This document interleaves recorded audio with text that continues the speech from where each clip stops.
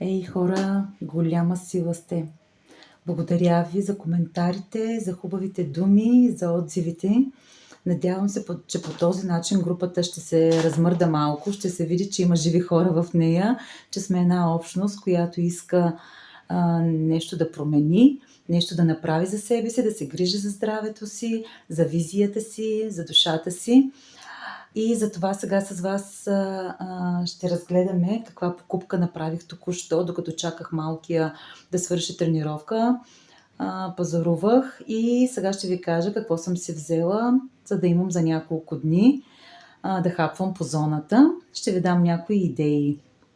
Така, ще се опитам така камерата да я сложа, да ви показвам. Яйца, винаги имам яйца, повече ги хапвам варени, така са най-здравословни и са чист протеин.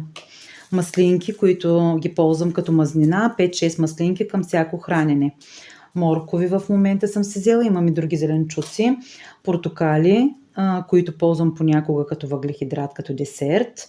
Имам шунка, лаваш, царевица, грах, нахут, боб и рибатон в консерва. Знам, че консервите не са най-добрия вариант, естествено, че може и по-здравословно, но това е за нещо бързо да сгубя като тип салата.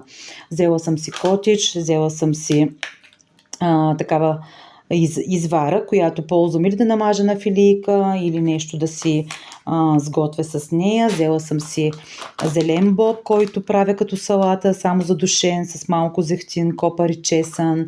Взела съм си вратни пържоли и ето, както виждате, не са толкова чисто месото, но пак си ги хапвам по-малко, разбира се. Както знаем, протеина е колкото длънта.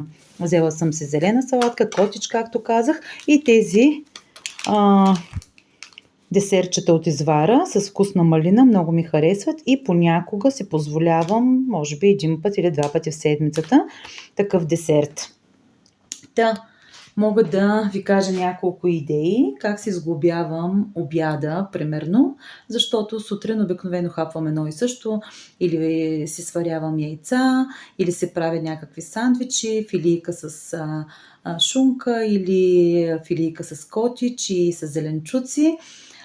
Винаги няколко маслинки, но за обяд обикновено си правя нещо и тези консерви, примерно за утре мога да сглобя нахут, като няма да ползвам естествено цялата консерва, ще се взема колкото юмрука, защото е въглехидрат, и ще съчетая с една консерва рибатон.